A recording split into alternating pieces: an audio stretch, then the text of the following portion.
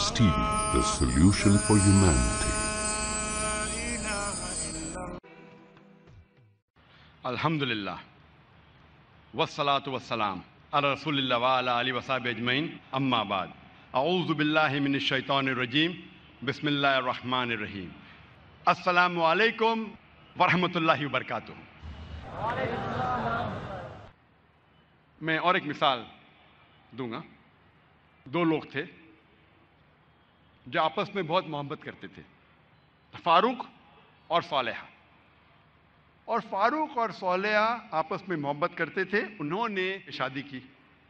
شادی کے 3 مہینے بعد جہاد کا اعلان ہوتا ہے اور فاروق جاتے ہیں جہاد پر.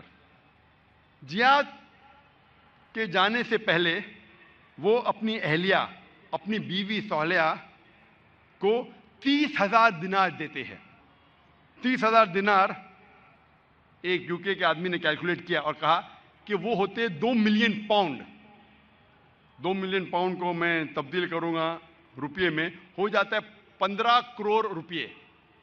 وہ دیتے ہیں 30,000 دینار، 2 ملین پاؤنڈ، 15 کروڑ روپیے اپنی اہلیہ کو، اور کہتے ہیں کہ اسے محفوظ رکھو، اسے خرچ مت کرو، میں جہاد کے لیے جا رہا ہوں. اور پھر وہ جہاد کے لیے جاتے ہیں اور کہتے ہیں کہ انشاءاللہ میں 3 مہینے میں واپس لوٹوں گا. ان کے جانے کے چند مہینے بعد ان کی اہلیہ صالحہ کو ایک بیٹا پیدا ہوتا ہے. 1 سال گزرنے کے بعد ان کے شوہر واپس نہیں آتے. 2 سال گزرنے کے بعد واپس نہیں آتے.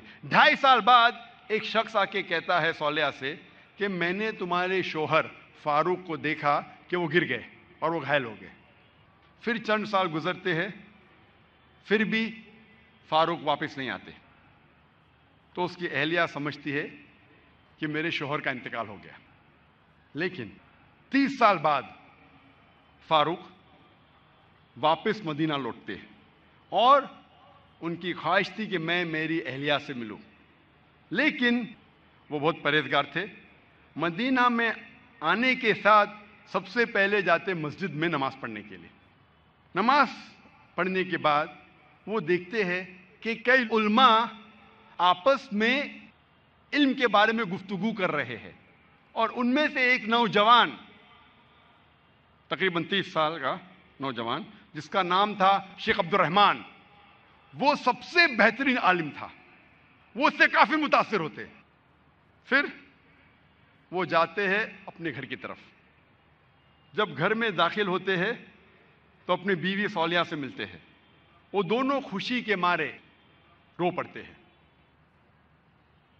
اس کے بعد فاروق پوچھتا ہے کہ میرے 30,000 دینار تو محفوظ ہے نا، آپ نے اسے خرچ نہیں کیے؟ تو اس کی اہلیہ پوچھتی ہے آپ گھر آنے کے پہلے مسجد گئے تھے؟ ہاں بالکل صحیح، میں مسجد گیا تھا. وہاں آپ نے علماء کو دیکھا؟ ہاں میں دیکھا. کیسے؟ بہت اچھے. خوشی کی بات ہے کہ اس شہر میں ایسے علماء ہیں. تو اس کی اہلیہ اس سے پوچھتی ہے سب سے بہترین عالم آپ کو کون لگے؟ تو فاروق کہتے سب سے بہترین عالم تھے شیخ عبد الرحمن. تو اس کی اہلیہ پوچھتی ہے کہ اگر اللہ آپ کو شیخ عبد الرحمن جیسا علم دے تو آپ کتنا خرچہ کر سکتے اس علم کے لیے؟ تو فاروق کہتا ہے یہ سارے 30,000 دینار میں خرچ کر سکتا ہوں ایسا علم حاصل کرنے کے لیے. پھر اس کی بیوی پوچھتی ہے کہ اگر آپ کا بیٹا ہو، اسے ایسا عالم بنانے کے لیے آپ کتنا خرچ کریں گے؟ تو فاروق کہتے میں 30,000 دینار سے زیادہ خرچہ کر سکتا ہوں، 15 کروڑ روپے سے زیادہ خرچہ کر سکتا ہوں اپنے بیٹے کو شیخ عبد الرحمن بنانے کے لیے. تو اس کی اہلیہ کہتی ہے آپ کے جانے کے بعد مجھے ایک بیٹا پیدا ہوا اور یہ شیخ عبد الرحمن آپ کا بیٹا ہے، اور آپ کے 30,000 دینار میں نے خرچ کیے اس کو عالم بنانے کے لیے. آپ سوچ سکتے اس وقت بیٹے کو عالم بنانے کے لیے والدہ خرچہ کرتی ہے 30,000 دینار، 2 ملین پاؤنڈز، 15 کروڑ روپے. آج کون سا مسلمان اپنے بیٹے کو عالم بنانے کے لیے 15 کروڑ روپیہ خرچہ کرنے کو تیار ہے؟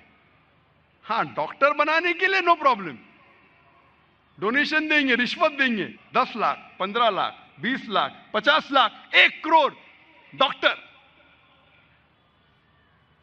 امریکہ بھیجنے کے لیے میرا بیٹا امریکہ میں پڑھ رہا ہے، 2 کروڑ خرچہ کریں گے، 3 کروڑ خرچہ کریں گے.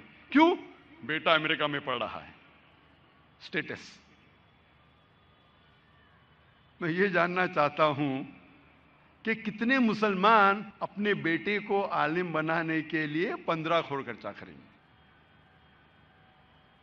گنتی کے آپ کو ملیں گے انگلیوں پہ. ہے الحمدللہ آج بھی ہمارے معاشرے میں ایسے مسلمان ہیں، لیکن بہت کم، انگلیوں پہ گن سکتے، بہت کم، لیکن ہے الحمدللہ.